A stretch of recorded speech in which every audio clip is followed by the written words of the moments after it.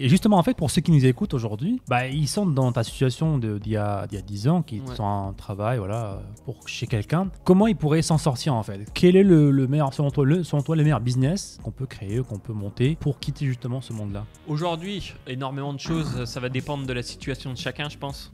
Par exemple, tous les consultants, ils peuvent s'orienter vers le freelancing directement.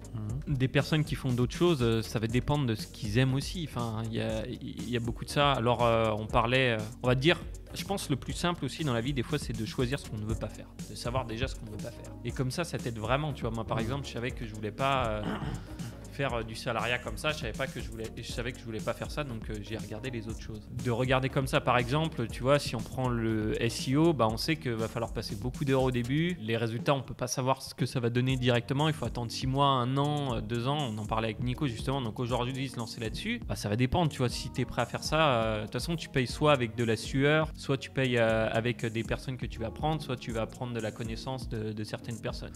Donc si tu as des réseaux qui peuvent t'aider, fais ça. Sinon, tu vas te faire coacher, tu vas prendre des formations, je sais pas, tu te débrouilles, peu importe, tu vas passer plein de temps sur internet. Tu vas toujours payer d'une certaine façon. Et les business en ligne, t'as les agences, t'as le e-commerce, t'as une foulée quoi, de choses. Donc pour toi, tous ces business sont pas saturés aujourd'hui, il y a de la place pour tout le monde? Ça dépend de quoi on parle en fait. Je pense que c'est pareil, tu vois, il y a des gens qui vont te dire que le e-commerce est saturé et toi tu vas dire non, vous pouvez trouver ça, tu vois. La saturation, forcément, il y a des nouvelles choses. Aujourd'hui, l'idéal, ça serait de se lancer dans les cryptos en blockchain, mais bon, faut être un développeur quand même. Un nouveau métier, quoi. Faut être un développeur d'assez haut niveau. Il faut emmagasiner pas mal d'heures derrière, quoi. D'un point de vue général, je me dirigerais quand même plus vers des business où tu peux payer l'acquisition parce que tu peux avoir des résultats plus vite, donc tu apprends plus vite. Si tu veux passer de zéro à quelque chose, je pense que c'est là que tu auras ça. Et tu sais, ça peut paraître fou, mais on est très peu à penser comme ça en fait. C'est pour ça qu'au début je te disais, il y a un petit changement aujourd'hui en francophonie, mais la majorité aujourd'hui des formateurs, ils te vendent le gratuit. La publicité c'est mal, c'est pas bien, il faut pas investir dans la publicité. C'est fou quand même. Je pense que c'est normal. On a peur de ça en fait. Tu sais pas ce que tu achètes vraiment. Tu vois, genre tu as dépensé 5, 10, 20, 50 euros sur Facebook, tu sais pas ce que tu achètes vraiment, tu sais pas ce que ça donne, tu vois pas ça. Il y a beaucoup de gens qui ne se rendent même pas compte de à quel point le web est vendu et marketé déjà, tu vois. Ils vont pas reconnaître des pubs sur Google.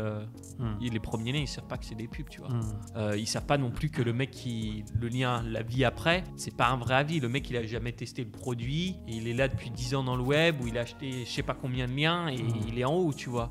Donc il y a énormément de choses comme ça où les gens ils savent juste pas. Je comprends. Alors pour que la majorité des gens ne comprennent pas ça, c'est ok, mais pour moi qu'il y ait des formateurs, même des grands formateurs aujourd'hui en francophonie, un des plus gros en tout cas, on va pas citer son nom, qui est contre la publicité payante en fait.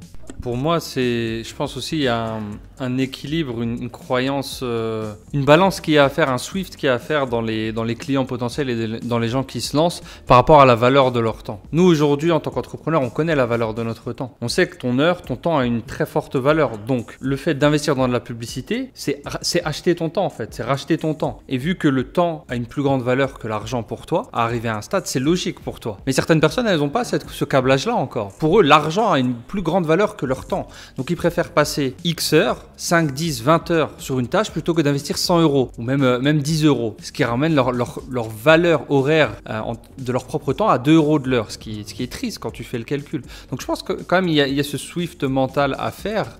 Et le marché, en effet, il y a une part d'éducation, il y a une part dans les deux camps à jouer, selon moi. Ouais. Est-ce que c'est bien, est-ce que c'est mal? Je sais pas. Je suis d'accord là-dessus.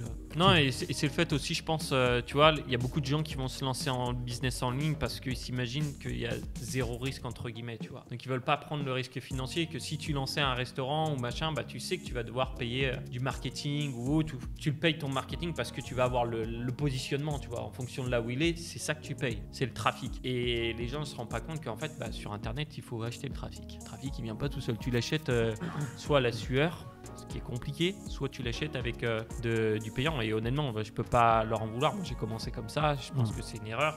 J'aurais fait plus d'argent si j'avais pas fait ça. Je l'ai fait après.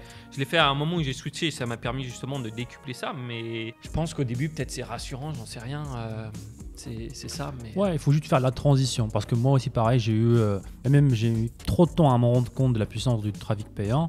C'était une erreur. Mais je regrette pas d'avoir passé une petite période de mon parcours là-dessus en fait. J'avais pas le courage de passer de l'autre côté en fait. Pour moi, c'était des croyances limitantes en fait. Je dépense pas de l'argent, j'encaisse de l'argent. J'étais pas un vrai entrepreneur. Pour moi, c'est une personne qui investit, qui prend des risques. C'est la définition d'entrepreneur, c'est quelqu'un qui prend des risques.